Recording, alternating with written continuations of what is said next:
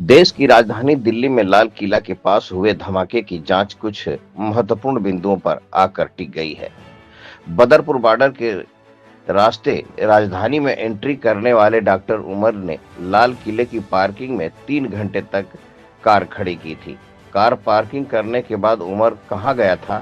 क्या वो पार्किंग में ही था या 3 घंटे के दौरान उसने किसी से मुलाकात की या फिर उसने इलाके की रेकी की? जांच में सामने आया है कि संदिग्ध है डॉक्टर उमर ने सोमवार को दोपहर 3:19 पर पार्किंग में एंट्री की। इसके बाद शाम को निकला।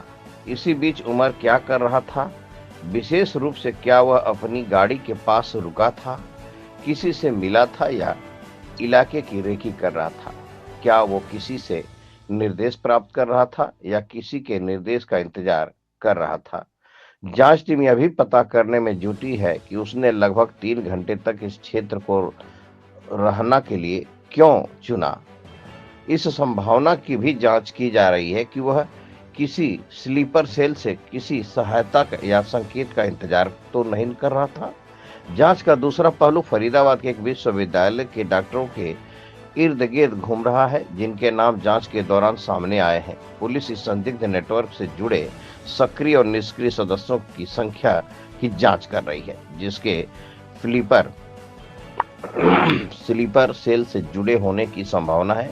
सूत्रों के अनुसार अधिकारियों को संदेह है कि दिल्ली विस्फोटक और फरीदाबाद में बरामदी राज्य की सीमाओं के पार सक्रिय एक बड़े आतंकी नेटवर्क का हिस्सा हो सकता है। एजेंसियां बरामद हथियारों और विस्फोटकों के स्रोत क्या वे अलग अलग पहुंचे थे और उनकी डिलीवरी में किसने मदद की, इसकी भी जांच कर रही है। अधिकारी कथित तौर पर संचार के लिए इस्तेमाल किए जाने वाले टेलीग्राम समूह के अन्य सदस्यों का पता लगा रही है, ताकि यह पता लगाया जा सके कि यह कितने समय से सक्रिय है और इसे कौन संचालित करता है। जांचकर्ता यह भी पता लगाने की कोशिश कर रहे हैं कि क्या उमर मुजम्मिन मुजम्मिल या आदिल ने दिल्ली में खुद जासूसी की थी या इस काम के लिए किसी और का सहारा लिया था। सोमवार को एक बड़ी सफलता तब मिली जब जम्मू कश्मीर पुलिस ने हरियाणा पुलिस के साथ मिलकर फरीदाबाद के एक अपार्टमेंट से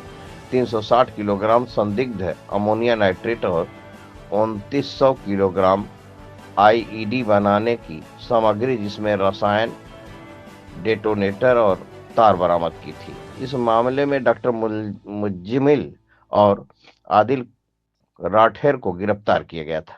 जांच का तीसरा पहलू विस्फोट की प्रकृति पर केंद्रित है। तो राजधानी में हुए पिछले विस्फोटों के विपरीत, जहां प्रभाव बढ़ाने के लिए कील, बाल बेयरिंग या ब्लेड जैसी कुछ कुंद वस्तुओं का इस्तेमाल किया गया था, पुलिस को लाल किले के पास विस्फोटक स्थल पर ऐसा कोई टुकड़ा नहीं मिला था। जांचकर्ता इस बात से हैरान है कि कैसे विस्फोट ने इतना नुकसान पहुंचाया, आसपास के वाहनों को चकनाचूर कर दिया, जबकि एक शक्तिशाली विस्फोट के बाद आमतौर पर कोई गड्ढा या निशान नहीं दिखाई दिया। दिल्ली धमाके में मरने वालों की संख्या बढ़कर 12 हो गई। इनमें 2 महिलाएं भी शामिल हैं। 20 घायलों का इलाज चल रहा है।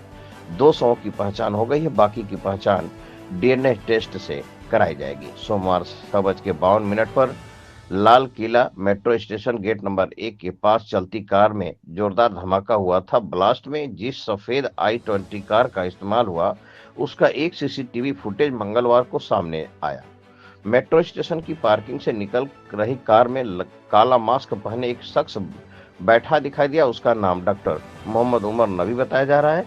ये पुलवामा का रहने वाला है।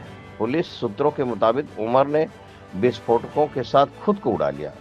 उसके डीएनए टेस्ट के लिए कश्मीर पुलिस ने पुलवामा में उसकी मां और दो भाइयों को हिरासत में ले लिया है। न्यूज एजेंसी पीटीआई ने बताया कि पुलिस को शुरुआती जांच से पता चला है कि विस्फोट में अमोनियम नाइट्रेट और फ्यूल और डेटोनेटर का इस्तेमाल किया गया।